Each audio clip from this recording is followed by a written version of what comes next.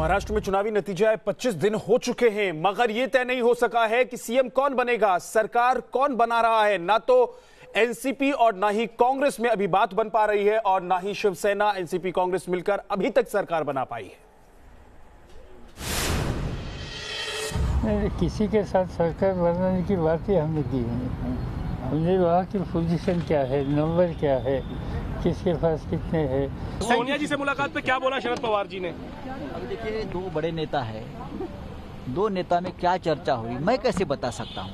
आपने पूछा होगा, उन्होंने क्या बताया? मैं नहीं पूछा, उनके पार्टी का अंदरूनी मामला है, मैं नहीं पूछा। तो समझ लीजिए, ये महाराष्ट्र की बदलती सियासत की सच्चाई है। जो कल तक साथ मिलकर सरकार बनाने की बात कह रहे थे, वो अब खुलेआम कह रहे हैं कि कॉमन मिनिमम प्रोग्राम पर बात ही नहीं हुई है, सरकार बनाने की बात तो सोची भी नहीं। तो सवाल यह है कि कौन महाराष्ट्र में सरकार बनाने से पीछे हट रहा है, एनसीपी या कांग्रेस?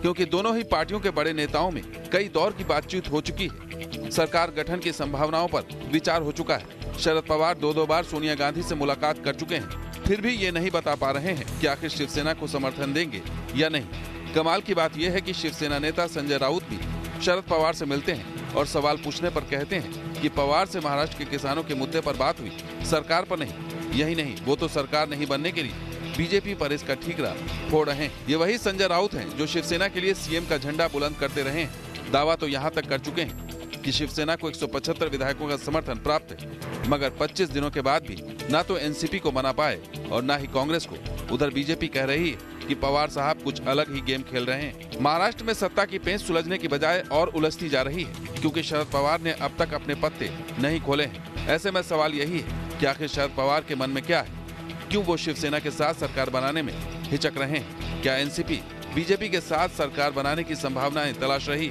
महाराष्ट्र में मौजूदा सियासी समीकरण में शरद पवार की भूमिका अब बेहद अहम हो चुकी है। अब ये शरद पवार को ही तय करना है कि वो सरकार बनाने के लिए शिवसेना से हाथ मिलाएंगे या बीजेपी से। Team news nation.